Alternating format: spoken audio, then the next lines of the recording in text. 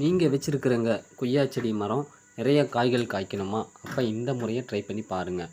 நாம் என்ன முறையை ட்ரை பண்ண பார்த்தீங்கன்னா, அசோலா ப்ளஸ் மீன் அந்த நீரைத்தான் வந்து இந்த மரத்துக்கு நம்ம உபயோகப்படுத்துகிறோம்.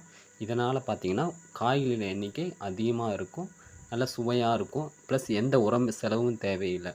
இந்த அசோலாவில் பார்த்திங்கன்னா நம்ம மீன் விட்டுருக்குறோம், ப்ளஸ் இந்த மீனோட கழிவும் இந்த அசோலாவில் உள்ள நீரும் ரெண்டும் ரொம்ப சத்துக்கள் நிறைந்தது. இந்த தண்ணியை நம்ம வந்து எடுத்து மரத்துக்கு ஊற்றும்போது இதனுடைய காய்களின் எண்ணிக்கை வந்து ரொம்ப கூடுங்க, ப்ளஸ் அதிக சுவையாகவும் இருக்கும். ப்ளஸ் இதனால் நம்ம வந்து எந்த உர செலவும் இல்லை, நம்ம எல்லா பழ மரங்களும் காய்கறி செடிகள் பூச்செடிகள் நல்லா விளைச்சலை எடுக்க முடியுங்க.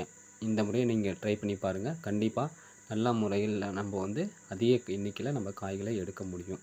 உங்களுக்கு இந்த மாதிரி நிறைய காய்கள் காய்க்கணுமா? தென்னை மரம் வச்சுருப்பீங்க, வாழை மரம் வச்சுருப்பீங்க, பூக்கள் செடி வச்சுருப்பீங்க, காய்கள் செடி வச்சுருப்பீங்க. இது மாதிரி நிறைய காய்கள் காய்க்கணுன்னா இந்த முறையை ட்ரை பண்ணி பாருங்கள். 4 மரத்துக்கு இடையில் ஒரு அசோலா பெட்டை வச்சுட்டு அந்த தண்ணீரை நம்ம மரங்களுக்கு ஊற்றும் போதோ அல்லது மழை காலங்களில் பார்த்திங்கன்னா நம்ம இது மாதிரி நம்ம ஊற்றவே தேவையில்லை. ஓவர்ஃப்ளோ ஆகிட்டு அந்த பெட்டு நிறைஞ்சி உங்களுக்கு தண்ணி வெளியில் வரும்போது உங்கள் மரம் வந்து இழுத்துக்கும். அப்போ வந்து நம்ம எந்த ஒரு தண்ணீர் செலவோ குறைவான செலவில் வந்து அதிக மகசூல் எடுக்கிறதுக்கு பார்த்திங்கன்னா இந்த அசோலா ப்ளஸ் மீன் இந்த நீரை நம்ம வந்து மரங்களுக்கு பயன்படுத்தும் போது அதிக எண்ணிக்கையில் நம்ம காய்கள் வந்து நம்ம கிடைக்குங்க. நன்றி, வணக்கம்.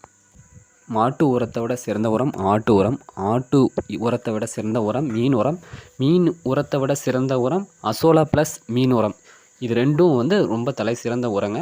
நம்ம எல்லா பயிர்களும் சிறந்த முறையில் வளர்க்க முடியும். அசோலா விதை அசோலா பெட் தேவைக்கு இந்த வீடியோவில் நம்பருக்கு அனுப்ப